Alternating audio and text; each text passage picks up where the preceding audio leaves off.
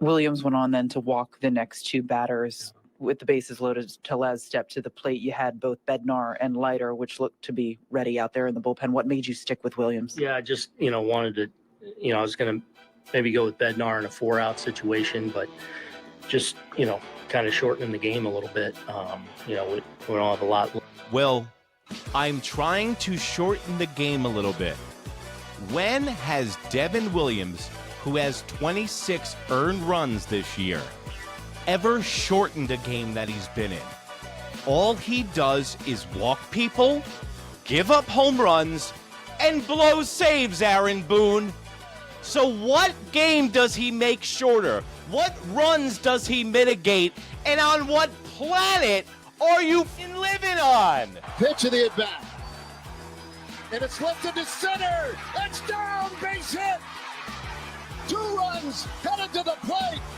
And the Rangers at long last have the lead. Good evening and welcome to another installment of the New York Minute Sports Show. We've got the Texas Bullpen Massacre, and Williams blows everybody in Big D. And is this team worth saving? We've got highlights, Aaron Boone's postgame press conference. It's New York Minute Sports. It's New York sports for New York nuts. Don't forget to like. Don't forget to subscribe. Let's go! It's New York Minute Sports. It's New York Sports Talk. The Sports Nuts. Good evening. I'm dead inside, and the Yankees lose another game in the same exact fashion. I heard that doing the same thing over and over and expecting different results is considered insanity. No, that's Aaron Boone and the New York Yankees. Devin Williams comes into his second consecutive game tonight and blows it. Last night it was Jock Peterson, and tonight, after walking the bases loaded, it was a bloop single. And I don't put this one on Devin Williams. I don't, because Devin Williams is like a drunk guy at a bar trying to drive home. He'll take the keys if you give it to him, and he'll drive right into a mailbox.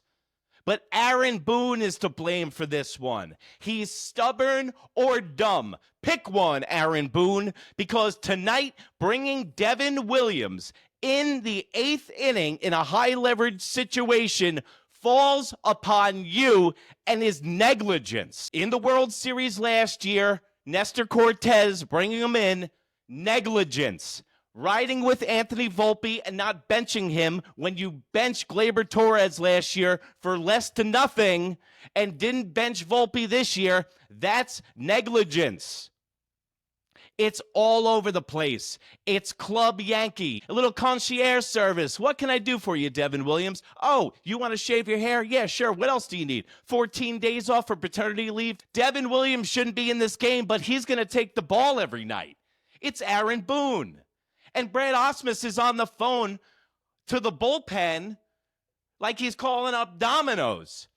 My question is, if you are that dumb and you're going to be that stupid to bring Devin Williams in again tonight, why wouldn't you have double barrel action going in the bullpen? Because as soon as the other shoe dropped or he walked the bases loaded, you bring somebody else in. Another thing that bothers me is I think what the Yankees organization does other than fuck everybody up is they get these pitchers from other franchises and they start telling them what to pitch. It happened with Sonny Gray, and it happened with Nathan Eovaldi, who walked out the door after arbitration with the New York Yankees and now has owned us since he left for the Boston Red Sox, and now 8 innings of one-hit ball tonight. Nathan Eovaldi is a microcosm of what the Yankees aren't. Gamer, tough, gritty, headsy. The Yankees don't do that. The Yankees, as soon as they get some adversity, they fold. Look at what they did tonight after the fashion in which they lost last night. They came out and laid another lackluster egg where they dogged it to first base. Jazz Chisholm's got his head in the clouds at second base. I don't know what he's looking up at the fucking roof so much. Maybe there's some balloons from a birthday party left over or some shit. But get your head out of the clouds, bro, and get it into the game, because Anthony Volpe almost had to serve a hot dog in between turning a double play tonight. Another thing, the Aaron Judge return. Do you think this guy looks healthy? I don't. Do you think that they rushed him back too quick? I do. Do you think that the Yankees should have been sellers at the trade deadline? I told you so. Because these dudes that they got, other than Ryan McMahon, who's worth his weight in gold so far and looks like Scott Brocious in 99. Ball did pretty well tonight. Weaver did well. And then you bring in Williams. How do you do that? You know what that just proves? Is that is a move from a manager who is not worried about his job. That's a move from a manager that knows that he can kick his feet up and put Devin Williams in the 8th inning.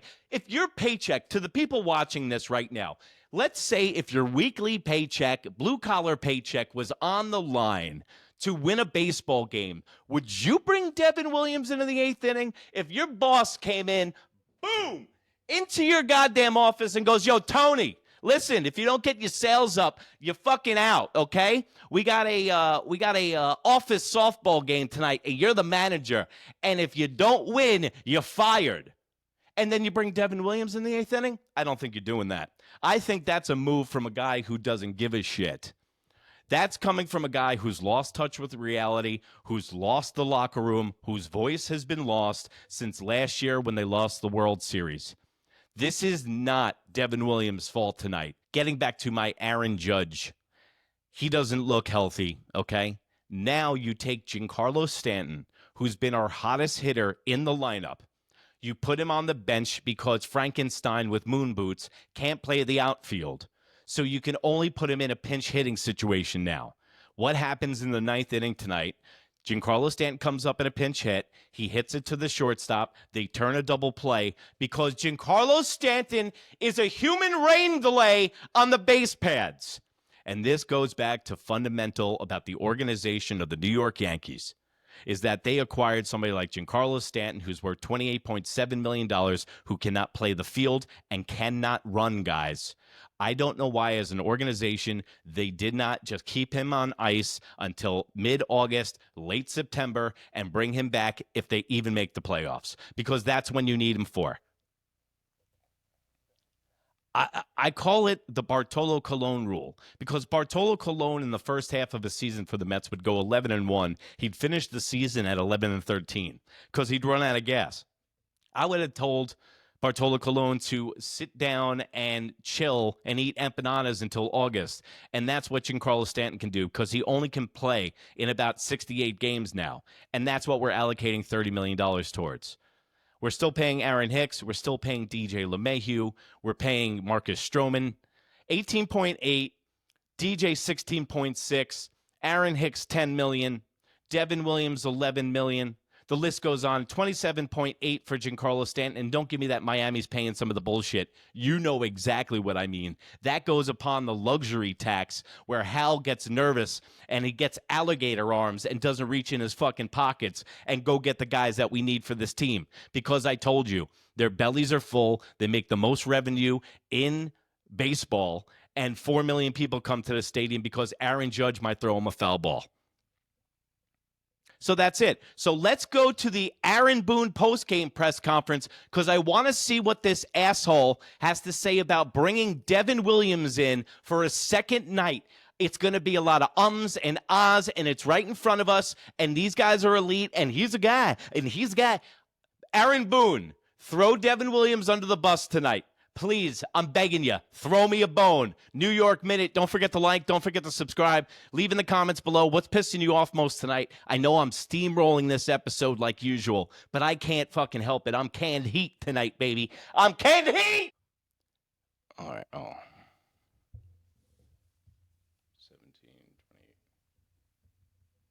28.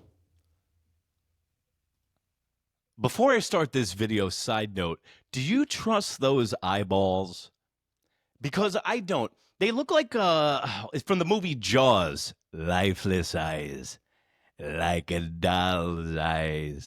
And when they bite into you and Devin Williams blows another save, they roll into the back of their head like a doll's eyes. I don't know what's scarier right now, the movie Jaws, his eyeballs, or the New York Yankees. That Devin Williams has had lately. What did you like about him coming in that 8th inning in that spot? Well, I mean, we got to piece it together there. When once Will goes five, we're set up there. So, liked him in that middle with a handful of those righties, and obviously just couldn't finish it off. She goes, "What do you like about bringing Devin Williams into the game? Using the bullpen phone." Because that's the only thing that was fun about that whole interaction, or the only thing that he felt good about, because he's lying to your face. Look at those lifeless eyes, like a doll's eyes. This guy, no one's home. He's OTL, out to lunch, whatever you want to think of. This guy is grasping for straws. Williams went on then to walk the next two batters with the bases loaded. Tellez stepped to the plate. You had both Bednar and Leiter, which looked to be ready out there in the bullpen. What made you stick with Williams? Yeah, I just wanted to, I was going to maybe go with Bednar in a 4-out situation, but just kind of shortening the game a little bit. We don't have a lot. Well, I'm trying to shorten the game a little bit. When has Devin Williams, who has 26 earned runs this year, ever shortened a game that he's been in? All he does is walk people, give up home runs, and blow saves, Aaron Boone.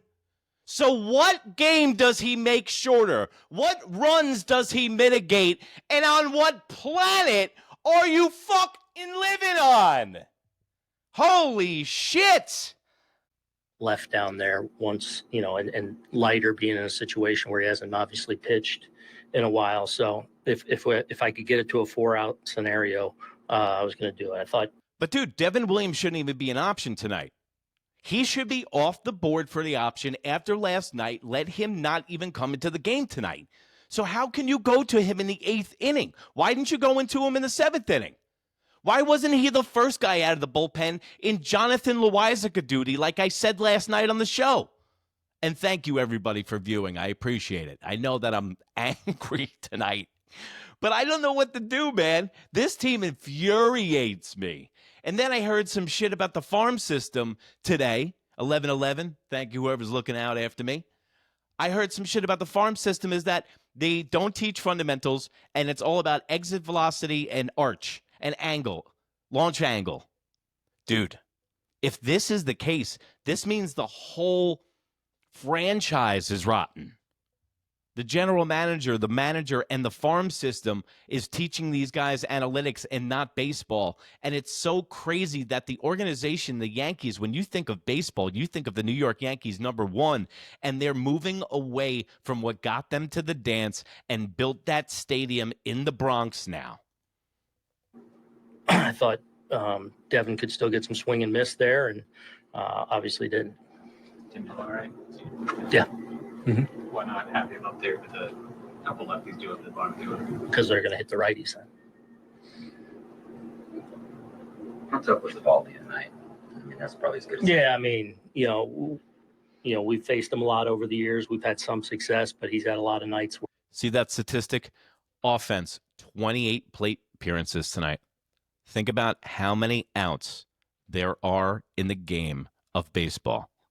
There's 27 outs. They had 28 plate appearances. That is heartless. That's dissless.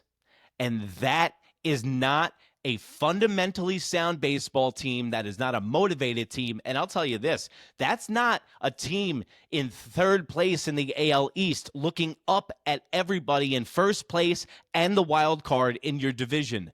That's not a team that's fighting. That's a team that's giving up, and that's why I said the Yankees should have sold during the trade deadline. I got to get that phone working back to Hal Steinbrenner, because Hal loves counting his money but doesn't give a shit about the fans. Where he's really, pitched well against us. This, was right up there. We're getting it in play some, but we're really not a lot of hard contact at all. I thought Grish got one really good swing off where he just missed the ball to center. Volpe had the one hit. I can't anymore. I listened to the whole thing, but I physically and mentally can't. All right?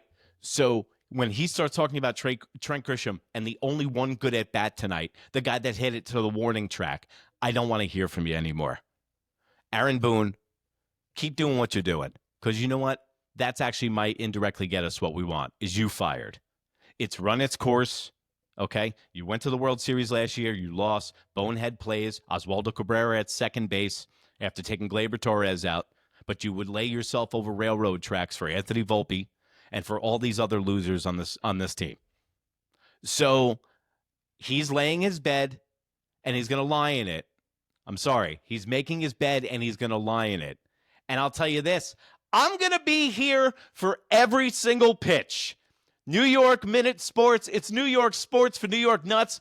Don't forget to like. Don't forget to subscribe. I'll be back here tomorrow night, and we'll see Devin Williams come in for a third consecutive night in the 8th inning and get the sweep. And guess what? If you think it's bad now, and if you think this is rock bottom, there's a trap door to this slump and to this rock bottom. We play the Astros this weekend at home. And if you can't be good, be bad, baby. Bye.